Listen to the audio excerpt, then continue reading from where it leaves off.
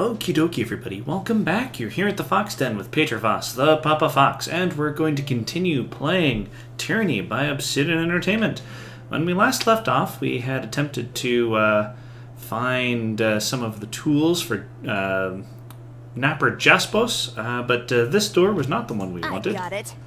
So let's go. Nope, we already have the max number of things. So we're just going to basically poke our heads around and try various doors and such. And see what we can see. So, yes, yesterday I was not able to put up a video because that night I was just totally tired. We got here. No settlers. Okay, cool. I was very tired, and so I did not record, and instead I took a little bit of me time to get some sleep. Holy moly, I needed it. I went to sleep at around 10:30, and I woke up feeling much better. So, that being said, if you ever find yourself needing some sleep, that's or like irritable or lethargic, yada yada yada, maybe, depending on the situation, of course, some sleep might just be what you need. I think we might need to go in here. Oh, forge bound. Okay, cool. Let's talk with Cyril then. Ah, right. Okay, yes. A man dressed in simple weathered cloth sifts through a crate of forging tools, ingots of iron, and an assortment of other odds and ends. His face lights up once he sees you approach. Come closer, friend. I have wonders to sell. He gestures at the various crates, other crates strewed about haphazardly. Would you care to take a look at my wares? I've studied the arts of forging myself, and I know no good forge master would leave their best work behind. These are mere scraps. Beads of sweat begin to emerge. Beads of sweat begin to emerge across his forehead. His voice hushes. Listen, I'll give you a discount if you keep this between you and me. I just found this junk lying around, and I don't have a clue how much half of this should sell for. Cyril bows deeply before you. Welcome back. I'm looking for a special set of forge-bound knapping tools. Were any left behind? His eyes squeeze shut as he labors to remember. Pretty sure I haven't seen anything like that. Everything they left behind was meant for metalworking, as best I can tell. He scratches his head and gives you a forced, apologetic smile. Truth be told, I haven't lived here for very long. There weren't any knappers in town when I arrived, so they must have left years ago. Maybe the tools you're looking for departed with them. You should speak with Basila. She's been in the crossing a long time and often had dealings with the forge-bound. She'd probably remember. Okay. Cool. Let's go ahead and see what he has for sale. An iron javelin, exquisite quality. Forge-bound apprentice armor. And we can get some stuff. I don't necessarily think we need any of that stuff yet. Basila,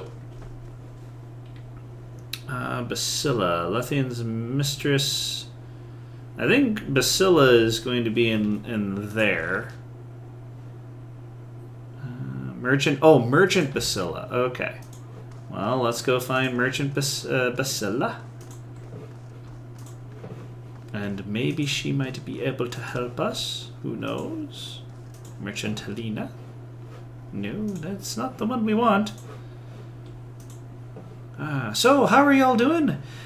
I hope y'all are having a good week, or if not, then maybe you'll be having a better weekend. So, there we go. Let's talk with this person. Yes. Good day to you. Might I interest you in all manner of provisions? Who knows what you'll run into outside Lethian's crossing? Didn't he forge bound? Blah, blah, blah, blah, blah. Oh, you mean before the forge was shut down? It's certainly possible. I remember a number of stoneworkers arrived in the early years of the conquest. Wahara needed proper working workshop. They were supposedly experts sent in directly by Kyros for just that purpose. This would have been before your time as governor. She offers a short bow at the utterance of your old title. A moment, please. I'll confer with my records. Merchant scans rapidly through her sheets of parchment, mouthing the words as she reads. Cassandra. That's right, I remember. She passed by my stall a year ago and purchased some supplies for the road. She led a group of stonesmiths. They were quite overjoyed at the prospect of returning to the north. Who is Cassandra?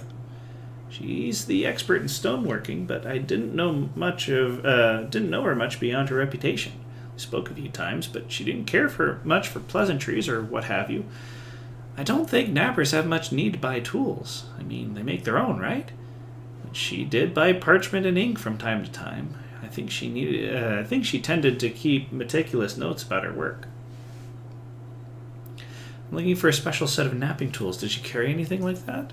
I apologize, Fatefinder. My expertise in specialized tools is sadly lacking. Blah, blah, blah, blah. Do you know where they were going? I do. My ledger helped me remember. Cassandra mentioned that they were bound for home, but leaving by a southern road. If that's the case, I'd wager she meant to pass through South Haven to reach the closest port. The fastest way north is by water, after all. Perhaps someone in that village may recall where she intended to go after that. South Haven is now unlocked on the world map. Napping on the job. I'm glad they made that thing. Okay, talk to Malita. Alrighty, let's go ahead and talk to Malita. I think Malita is on the upper level. And we're going to try to accomplish both of these quests in one go. Or as close to one go as we can, anyways. Do. Yes. Honor guard. Loo-de-doo. Malita. Ha. A slender woman picks through the produce in a carried sack. Her hands appear focused on finding a particular piece of fruit, but her eyes are intent on the other shoppers in the marketplace below. A man passes by her, accidentally dropping a pouch as he goes. She bends down to retrieve it and hands it back to him. Careful, you almost lost this. He takes the pouch with a blushing smile and promptly walks away, clutching the pouch close to his side. The woman spots your approach as the man walks away. Greetings. How may I be of service? Clever. I almost didn't see you palm those rings into that pouch. Almost. I didn't realize I had an audience. Must be a sign I'm slowing down after all these years. Don't worry, nothing underhanded. Just trying to repay a debt on the quiet. Certainly someone such as yourself understands the need for discretion.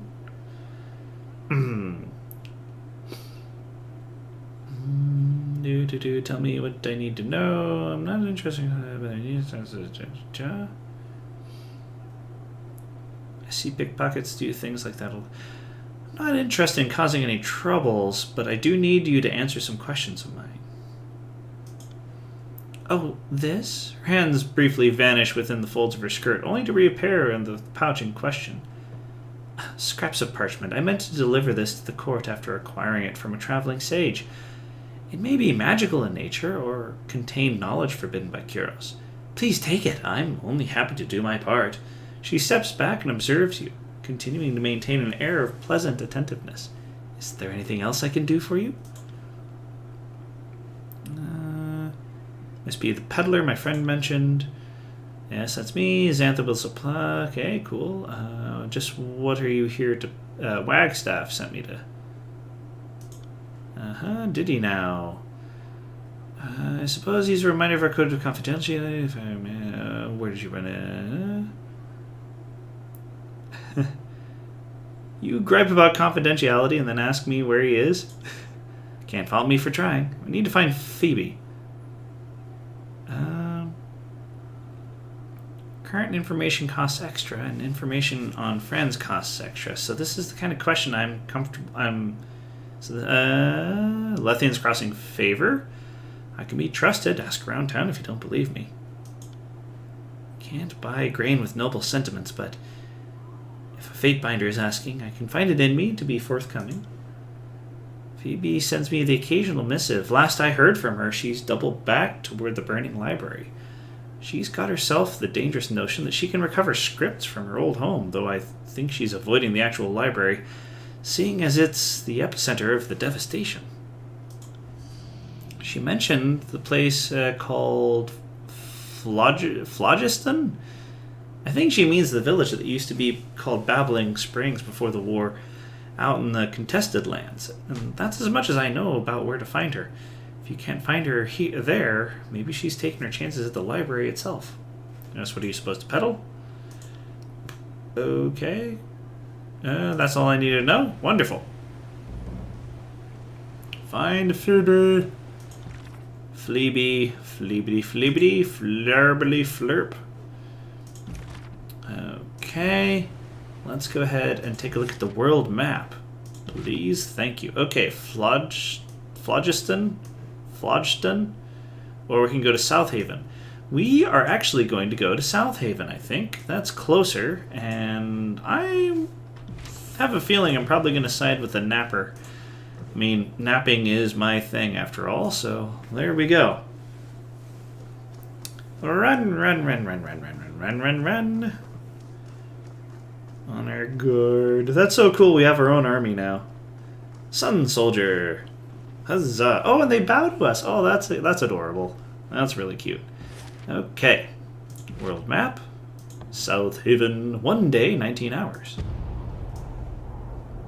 Do we come across any random events? Nope. Okay. Oh, they use the same background art for Lethian's Crossing. That's interesting. Wonder if it's on a old wall. Who says you can't teach an old dog new tricks? Missive? From Fatebinder Meothis. Huh. Okay. Thank you for hearing out, but let's start with... Okay, right.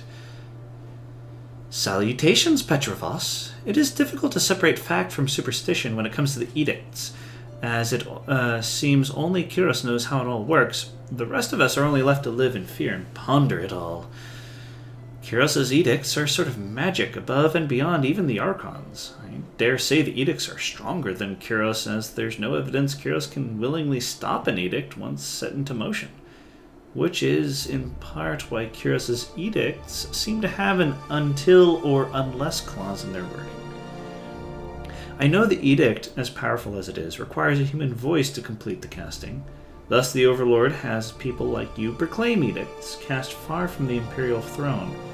The magic is Kyros' magic, but the human voice is the final carrier or trigger to complete the magic phenomenon. I love how analytical these folk are. And here's what's most fascinating. At least as far as you're concerned, there have been dozens of mortal agents who have been made to proclaim edicts. 2/3 of them died within a decade, and many gave reports of lingering mystic scars from the ordeal. And there have also been a handful to resolve or break an edict. These until and unless clauses get fulfilled from time to time, and we see a similar pattern in history. Those who resolve an edict often live short lives, and many speak of arcane side effects of the shattered edicts. Here's where you're unique, though. To the best of my fact-finding, you were the first to proclaim and break the exact same edict. Whatever mystical power is involved in the creation and destruction of such magics, you are the first to stand at the terminus of both. Now that I know the spires can be awoken, it makes sense that if anything can or would make them wake them from slumber, Shattered Edict seems the likely culprit. Kyros has other edicts in place throughout the tiers. If you truly wish to learn more, perhaps you should take it upon yourself to shatter those edicts. After all, if Kyros did not wish for edicts to be broken, why include a termination clause? That's so cool. Okay, what would you do? Send. Okay, that's wonderful. Oh, and looks like we have a level up for Lantry. That's lovely. Okay, want spell strength. Let's go ahead with that. I know I'm kind of like hithering and dithering from one stat to another, but yeah, there you go. Yes, save. Okay. Voice of Ages is the thing that we wanted. So let's go ahead and start trying to... How many... Requires 1 point in the talent and the Sage Tree. So that we can get, and then we can go back to that one place. You know, with the stuff. and the people, and the things. Capteron. Oh, hello, Fatebinder, hello. Welcome to South Haven. To this place... Lethian's... Oh, this is still part of Lethian's Crossing. Interesting. Middle-aged man nods to you, clutching a small apple crate on one arm. A well-worn scrap of parchment pokes out of his bald fist. Charcoal tally marks visible on its exposed surface. Well met, traveler. Sorry, I was counting these out for Hemrod and didn't see you coming. Welcome to South Haven. You look just like the portrait. I mean, it's a flattering likeness, though you look more regal in person. I mean, Governor Petra Foss. It is an honor to meet a Fatebinder of your stature. He awkwardly bows. Several apples fall out of the crate and bounce out of his hands, rolling past your feet. Sorry. He sets the container down. Oh. Bumbling people are near and dear to my heart because I am definitely a bumbling fox. Give me just one moment. I want to see how we're doing on time. We're doing fine. Is there something I can do for you? What do you do here? Me? Oh, I'm not anyone important, Fatebinder. I never look to a particular trade, and I'm not a man of letters. I just help out where I can. He gestures towards the crate behind him. I count the produce for Hemrod. He lets me take a few fruits when I'm done. His words are interrupted by a rhythmic clanging of hammers against metal. He turns to look at its source atop a nearby roof, exposing a gap-toothed grin as he speaks. And, of course, the Forgebound always need fresh water, so I'll pump it for them from time to time. I'm sure Cassandra appreciates that. I'm not familiar with South Haven. Tell me about it. Not sure what's really all that worthy of note. He scratches his chin, inadvertently smudging it with charcoal. We've got the river and the sea nearby, and live by what they bring us on the good seasons. Trade for what we don't have when our luck dries up. If you're bored already, good. I think Kyros' forces were bored too and seemed to ignore us. Some recruiters from the chorus came in years past and rounded up some folks who were out in the fields. I think they took Petlod's boy and also the Corba twins, but that was the worst of it. I heard plenty of stories from elsewhere in the tiers. 3 folks gone. Well, a tragedy is nothing compared to the suffering seen elsewhere. We are fortunate, no denying that. What do you know about Cassandra? Oh, she's incredible. She's no spring chick, but she can split a boulder better than any man in the village. You can tell her apprentices respect her just by the way they look at her. Everyone in the village feels that way. If she speaks up, we take notice. She is intimidating, though. I wanted to give her a suggestion about some stone arrowheads she fashioned, but she looked really angry when I approached her. She was yelling at one of her students, and another was on fire or something, so my timing was poor. There's lots I'd love to learn from her, but I'm too old to be taken seriously as a candidate. Oh, this man. Oh, my goodness. He's a bumbling, well-meaning person. So, there we go. How did this village end up being staffed by Forgebound? Oh, their arrival was the biggest change we've experienced in a long time. It's been maybe 2 years. This guarded entourage came to town, and we all thought we were being invaded, but nope. Just a bunch of craftsmen booking passage out of the ports south of here. When they arrived, they were all ill with fever and needed rest. Since old Lion's knocked off, we let the Forgebound use her house.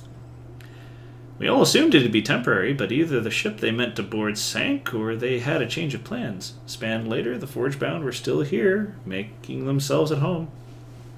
Didn't hurt that the villagers were fascinated by their crafting magics. The youngsters in the village all lined up for lessons, and Kyros be praised, they saw fit to tutor some of them. They've been awful helpful. Spears and arrowheads for hunters, plows for the fields, fishhooks for the rivers, even a hearth or two for those cold nights. They also help keep us safe and stand watch over the town. If I were younger, I'd ask them to train me.